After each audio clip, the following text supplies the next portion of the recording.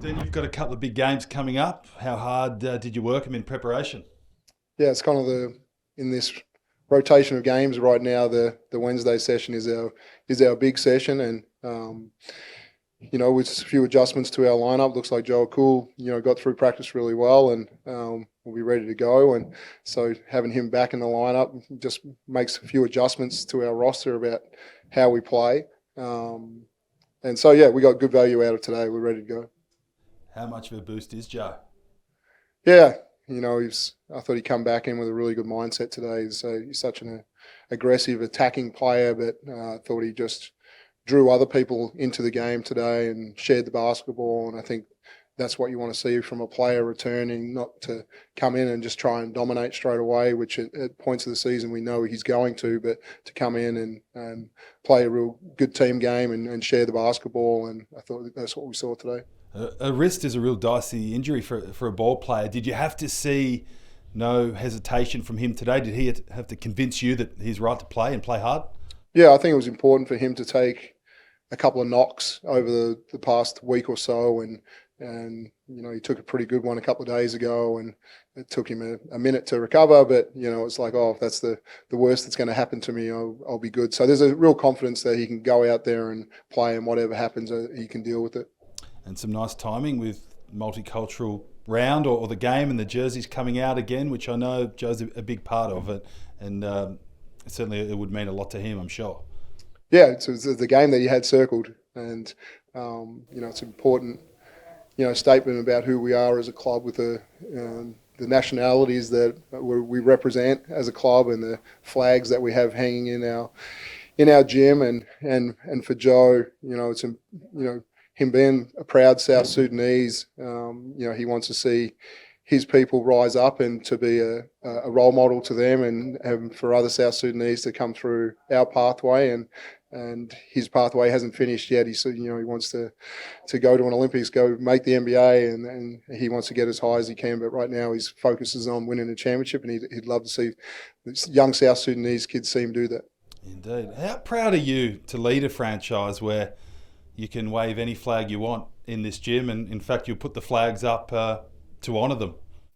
Yeah, I think it's the beauty of our game. Basketball, has all nationalities, and I quote Popovich about saying, and it's the solution. And when you've got Ginobili and Tony Parker and Tim Duncan are all different nationalities, and to go and did what they did, in their time, and Boris Diaw and others. And so, I think when we collect a bunch of different nationalities and putting a roster together and bringing them together, there's a lot of great conversations that they learn about others, and it's kind of where we want to think. We want to think about others first, and then ourselves. Fantastic. You mentioned Joe then, and the potential to have another crack at the NBA. Do you firmly believe he's getting a bit older now, but that's still a possibility if he can maybe help you win another championship, and that there's more gears and more levels for him to go as a player?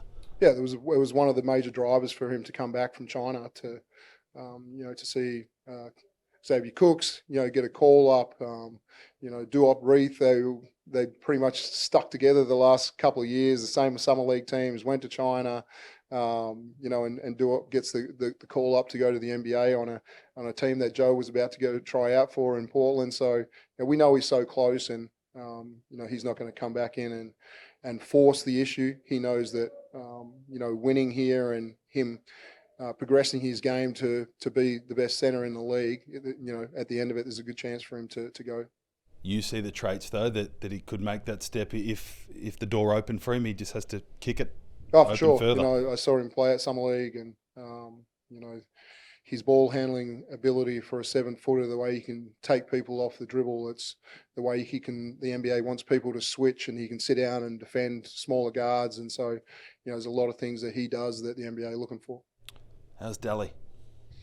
Yeah, he had a positive day, and the last, 2 days have been really positive for him. And, he was obviously pretty flat and affected from taking another concussion, and he loves playing basketball, and so there was a part of just not being able to play for a period of time. But now I think he stepped forward, and he's positive, and he's going to return when he's ready. And but he's also already got in some physical activity, which is a great start.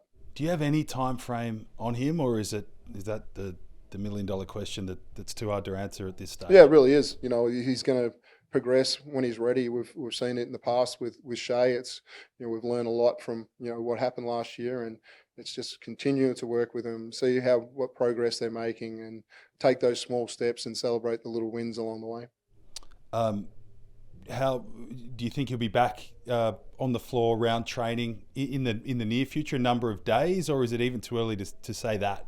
Yeah, I think while we're on the road trip, I think this is a good opportunity for him to get in and work with some of the younger players that are here with our development guys, and we'll see what he's ready for with any kind of contact next week. But small steps. We'll see how those ones go. I'm sure when you started coaching, concussion management for players probably was not even an afterthought. It would be so rare to have to deal with issues like this. Do you find you're having to learn all the time and understand these stresses for players and long-term, factors with careers? As a coach, is it a new challenge for you to manage as well? Yeah, I think every sport's going through it, right? Any contact sport, there's been issues with concussion, and there's issues down the line if you don't do it right now. And so, taking all the precautions that we can as a club and a league to make sure we do it the right way. Am I surprised by the amount that we've seen over the last 12 months? Absolutely. I haven't seen that much in my career, but often there's often a big that may fall with a small coming under them, but just some of the knocks that we've had with shoulders and elbows and to the head.